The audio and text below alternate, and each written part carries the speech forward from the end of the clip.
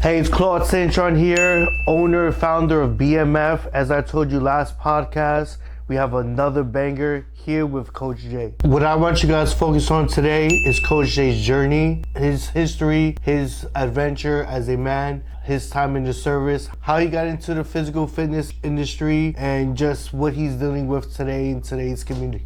First and foremost, I just want to say I appreciate you coming in today. For the people that don't know, I've known Coach Jae for years now.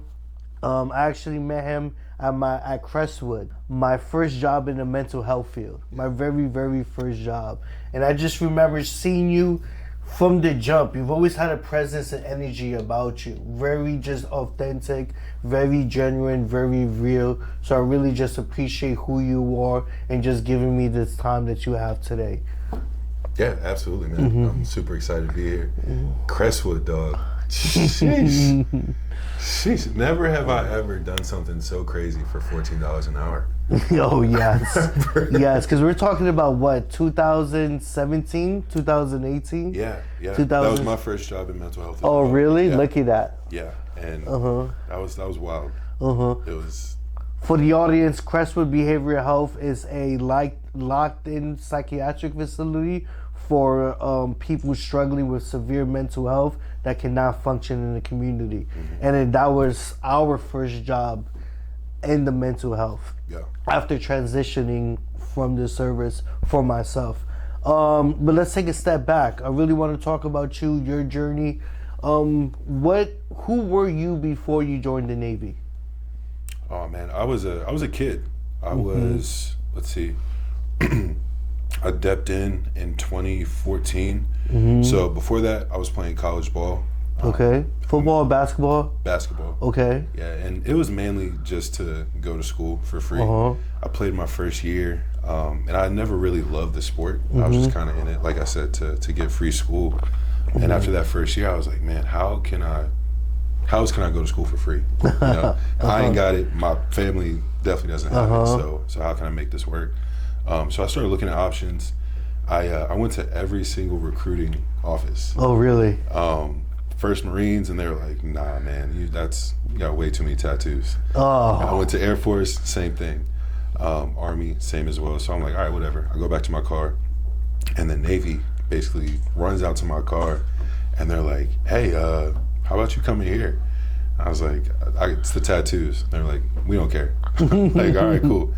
So I go in there, and they're kind of like, look, I know you're in college right now. This isn't something that like you necessarily need, but if you're looking for a good time, great benefits, how about we sit down and have a conversation? So long story short, I ended up joining in 2015 is when I finally went to boot camp and had that experience. So yeah. Nice. What did you do in the Navy? I was an aviation electrician. Okay, nice. Yeah. Did you enjoy? How was your time in the service? How would you, if you could take a couple words to describe your journey in the Navy, what would you use? Yeah, that's a layered question, man. I think the service is great for a lot of reasons. There's a lot of opportunity, and again, with the benefits and everything. Me personally, I don't do well with authority, which is something the Navy taught me. Yeah. Once I joined, I was like, you know what? I think the entrepreneur route is definitely for me.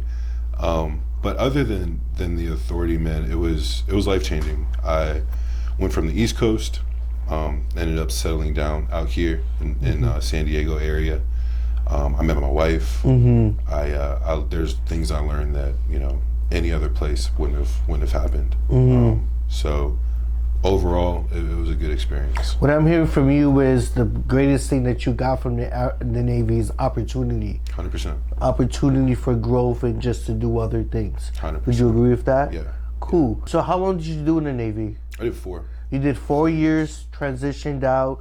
How was that transition period? Because as we know, a lot of people, not everybody, right? Not saying that you did, but a lot of people really struggle during that time frame. Was that your situation? Was it different? Can we talk a little bit about that? Yeah, for sure. I was lost. I got out, and I had like a lot of dreams and aspirations as far as, because even back then I was still doing I was running a clothing brand at that time.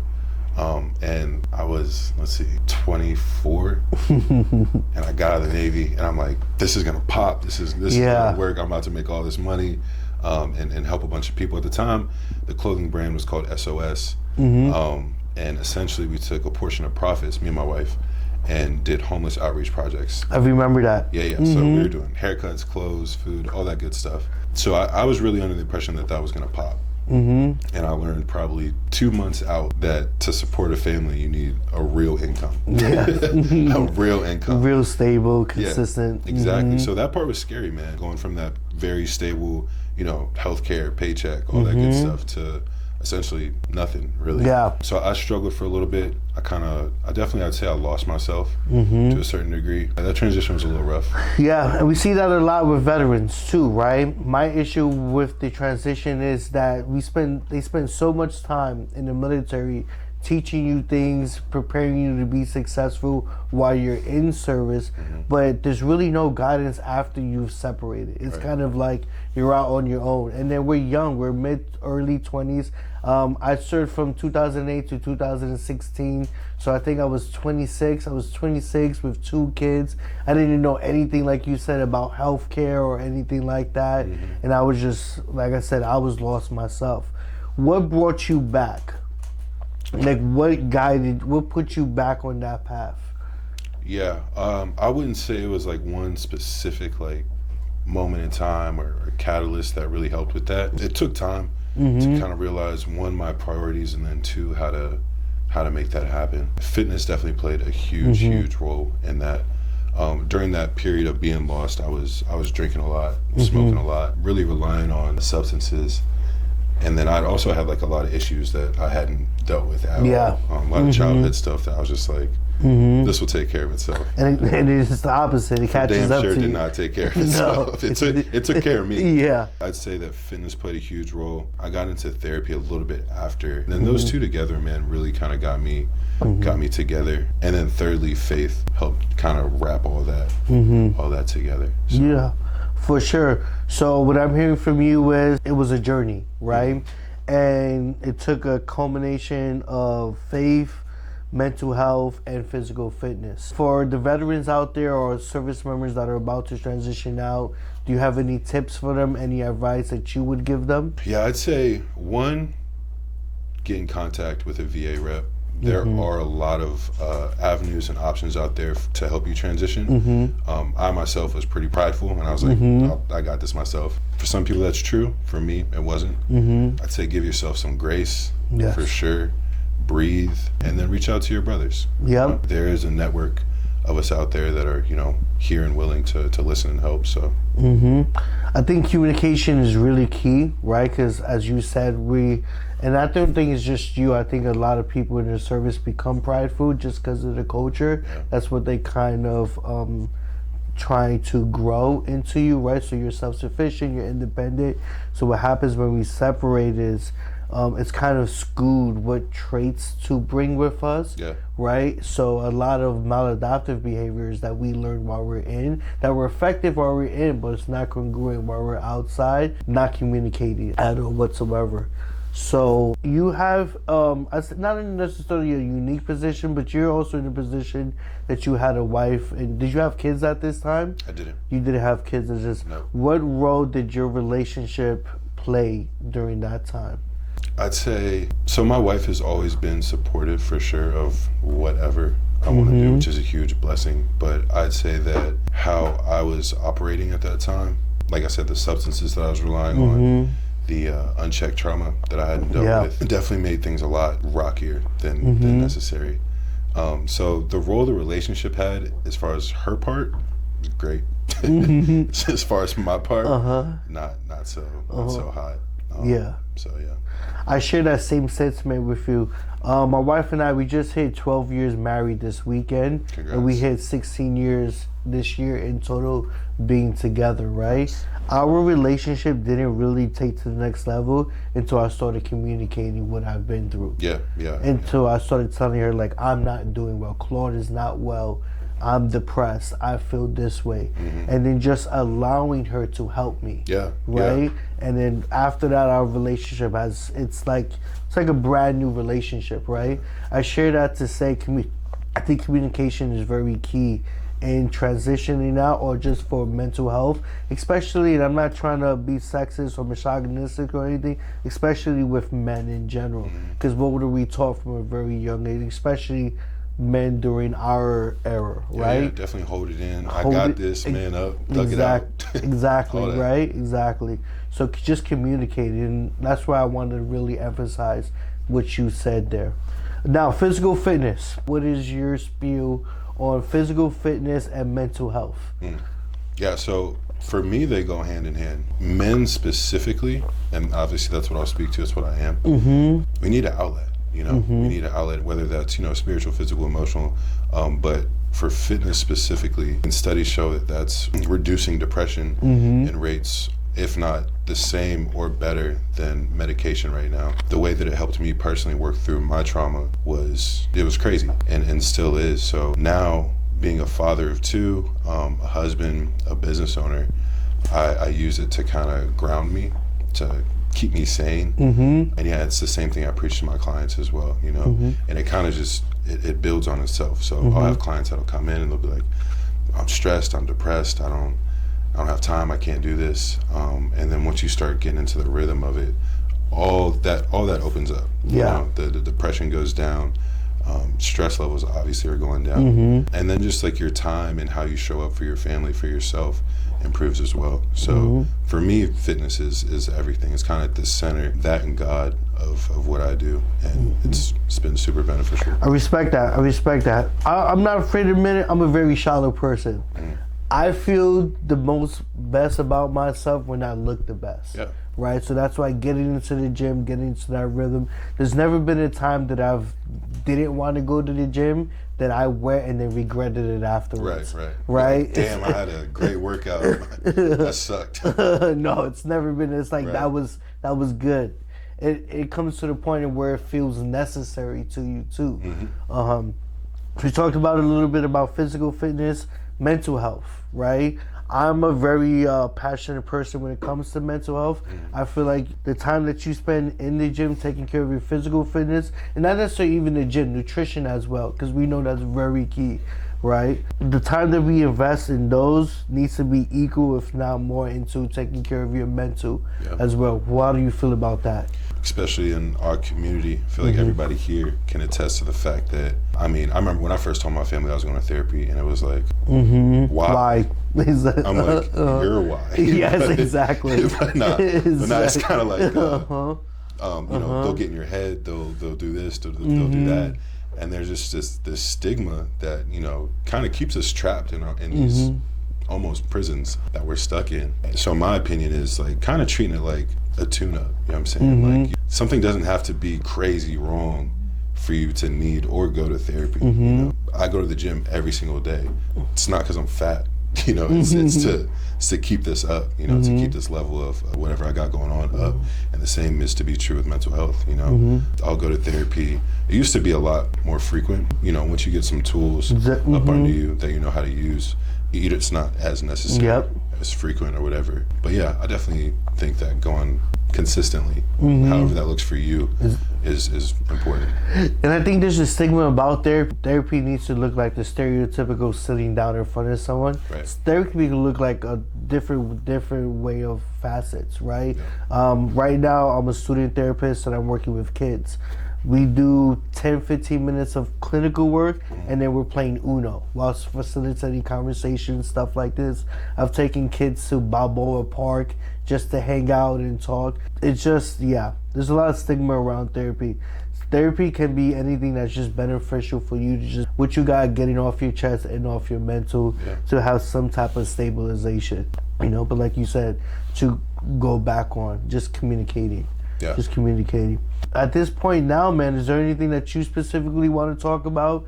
Is there a message that you want to get out there? I just say that no one is too cool for therapy. And a lot of times I think people will be like, oh, well, I didn't go through this or I didn't go through that, so I don't need it. But you can't really compare trauma, or measure it in a way that it's the same for everybody or monolithic for everybody. You can have somebody who had their mom, father, brother, sister, whatever killed, and they're in a tough spot. You can also have somebody who their dog died, and for them that's traumatic. You know what I mean?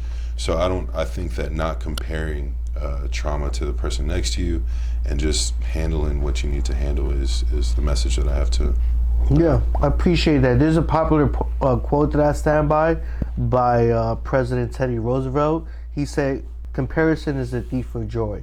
Right? When we start comparing each other, we start minimizing, we start taking things from each other, right? Just because you went through something that I may not have observed traumatic doesn't mean it wasn't traumatic, and vice versa too, right?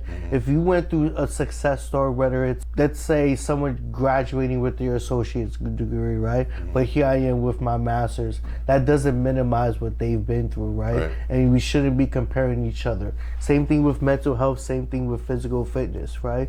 Everyone's journey looks differently, everyone's success, everyone's trauma looks a lot different. So don't compare. You are who you are independently as you are, and just accept. Great job. Both of you being vets, there was a time where you were talking about the transition, right? Where a lot of service members go into the civilian world, and Mr. Claude has touched a little bit on the back end on what that transition is, how it can affect going from being a professional trained killer to now a civilian. Could you go into a little bit more into depth on your transition from what day one was to when you found out, I need to figure this out? Mine was a lot different. I wasn't a trained killer, which is so dope, but I was an electrician. So what I did, I just worked on different electrical components on helicopters and jets. And when I was in, it's not something I really enjoyed anyway. So coming out, I was like, I know I'm not going to do this in the civilian world. It's lucrative, but it just wasn't something I was passionate about. And for me, it was really, again, I had a business going at that time, and I was like, this is going to pop, like, putting everything in this, let's see what happens. So I had a lot riding on that. I put a lot of pressure on myself in that way. And then also getting out of the military without that, steady income and all that stuff. It was rough, but again, I think that time period of uncertainty and getting comfortable in that built something in me that, like, it can't be broken now. Like, it's put me far ahead of any other, almost more so than the military itself. And would you say it had to do because you mentioned, you go from knowing you're gonna get paid to, I gotta feed my family, and at that time, that's one of the biggest curves for any entrepreneur. A lot don't make it out there, so kudos to you, because you have the business expenses, you have your overhead, and you said you had a newborn at that time, or a family? No, not yet. No, just my wife. Which is all alone a responsibility, right? Because you got to provide the stability, the home, the food, all of that stuff. So how did you navigate, and where was that breakthrough? Because it was clothing brand, and was it the clothing brand that popped, or was it the third or the sixth venture, like every entrepreneur? Third venture. Okay. Third venture, yeah. So that first one, it was me and my wife did it together. It was amazing, and again, another learning, teaching moment type of thing. But that wasn't the venture that kind of set us where we are now.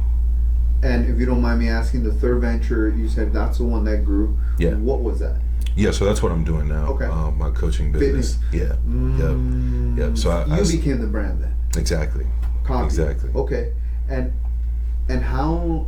What was the vision between you and your wife? Because this is a joint team, I'm assuming, right? Your brand, which is awesome. I'm not surprised it's successful, right? Because every single time the woman supports us, skyrocket 100%. All day, 100%, and I'm all for that.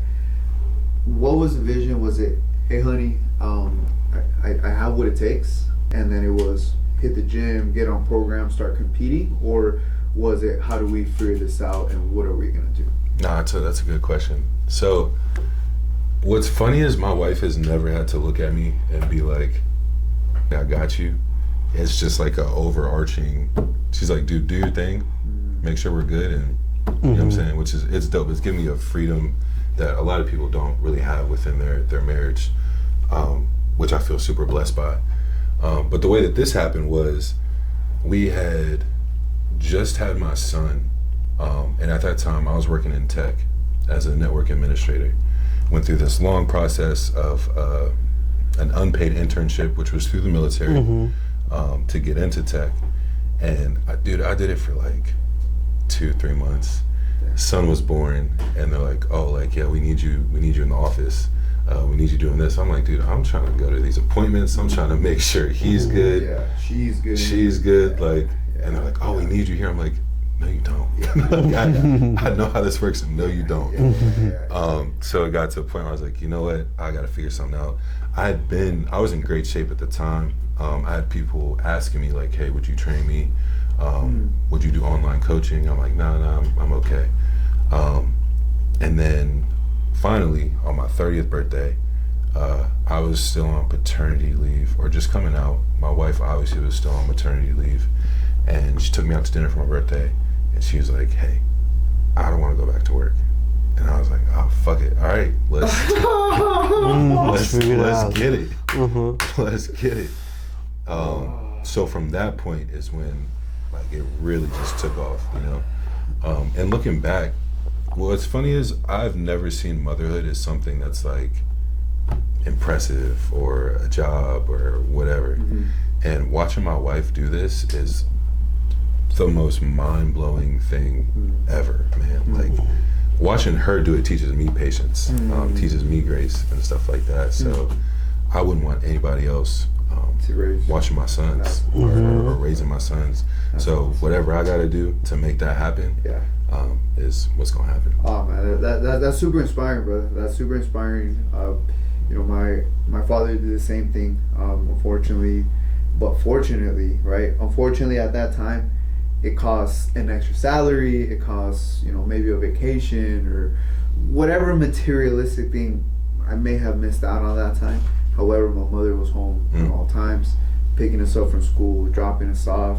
Hey, son, did you have breakfast? Hey, did you eat lunch? So, 100%, brother. And just from someone who was born or grew up in that environment, man, it's gonna pay dividends. Just simply because that sacrifice. Once your kids understand that, it's like, man, like I know my dad doesn't want anything for me, and that's the purpose why I go as hard as possible. Because it's like, I carry your last name, and not only that, but I carry your sacrifice. And if I don't make that happen, it's not on you. Like, you know what I mean? No, I love you that. made it happen. And with that being said, man, if you could send a message here in 20 years to your kid's son, right, on this day today, what's that message? 20 years from today. Okay, 20 years from today. Probably in college by that time, right? Yeah. So I've got two. So Xavier, Azariah, I'm proud of you. I love you. I support you. Everything that me and your mom are doing right now is for you, and where you are right now is a product of that. That's more pressure on us, not you. So keep doing your thing. That's awesome, brother. And two more questions. You mentioned when you made the transition into online coaching, building the brand, from where it started to where it is today. We see everything that happens in front of camera is what the public sees. Yeah. Talk to us a little bit about what it takes to be a professional athlete, sacrifice, the discipline, the training more than anything, and having to go hand to hand to being the CEO and operator of the brand. Yeah, no, that's a great question. The best thing about online coaching and being in the fitness industry is, one, what I love to do is my job, and everything kind of plays into that. So the way that I eat, the way, how much time I spend at the gym, content, all the hats that I have to wear play into each other, which, you know, a lot of people don't have. They're not that fortunate, because you'll have to do this, you have to do that, but they don't necessarily work in like that, if that makes sense. Correct. Honestly, I'm just having fun and providing a lifestyle for my family that, you know, we can all be proud of. But it's work, 100%. And to go back to what I said earlier, as far as that time period of uncertainty, most entrepreneurs can attest to the fact that, like, you'll have like a 20K, 25K month, you know, you're on top of the world, you know? And then the next month is like, bro, there's been months where I've went from like 20K, next month, $500, $600. I'm like, yo, what? So how was your first experience on that? Like, right? Because I learned this new term, right? And it made me laugh. It's called being invoice rich. So, as entrepreneurs, we're generating money, but we don't get paid until that invoice clears. Right. Talk to us a little bit about how that experience of knowing that has now you've applied it into your business. Yeah, so that business lesson has also applied to like emotional and mental, even in my relationship as well. It's just like not getting too high and not getting too low. Like, one, don't spend money before you have it, or make plans for money before, you know what I'm saying? Like, a lot of times you'll have that super high month and it's like, oh man, I could do this, I could do this, I could do this. Then you got the next month at that low point, you're like, oh shit, maybe I shouldn't have done any of that, you know? So in business, obviously, not going too high, not going too low, just kind of staying even, sticking to the script, you know? Make sure you're going in there with an honest plan, as far as one, where your money is going, two, how you're gonna spend it, three, how you're gonna save it, and then reinvest back into the business. Otherwise, you're gonna be out here flopping around. Just flopping around. 100%. And last question, Coach. As an athlete, how important is it for you, or as an athlete, to build a brand? We have a huge audience that fights, lifts. I have a huge MMA, boxing, Muay Thai audience that follows me. Nice. One thing that I stress is, if you don't build the platform, you'll never be able to truly be an owner of your brand. Right. How important it is for every athlete, amateur, pro, coming up, for them to have their own brand established, media team, content team, and how they present themselves. Yeah, I mean, incredibly important, man. We're so blessed to live in a time where anybody can make it, you know, as long as you're, one, putting the effort forth, but to your point, building that platform is everything, you know. One, you're gonna do this stuff anyways, you know, if you're serious about this. You're gonna be eating right, you're gonna be hitting the gym, you're gonna be looking a certain way. So how you document that can be the difference between you being broke or making money off a lifestyle that you're gonna do anyways and have fun with it, you know what I'm saying? So I'd say that aspect is, you know, make or break from being a business or a hobby. Does pineapple belong on pizza? And if so, with what? No, not at all. Absolutely whatsoever. not. No. No. Just doesn't make sense. Just doesn't make Yeah. Why? It's just gross. It makes no sense. And it's a texture. For me, it's a texture thing too. Yeah. It's two different textures together. And two different. No, it just doesn't make sense. Like, would you want ice cream on hot dogs? No. Right. I'm gonna just leave it. That's my answer. That's my answer. Do you dry scoop your pre-workout? I do.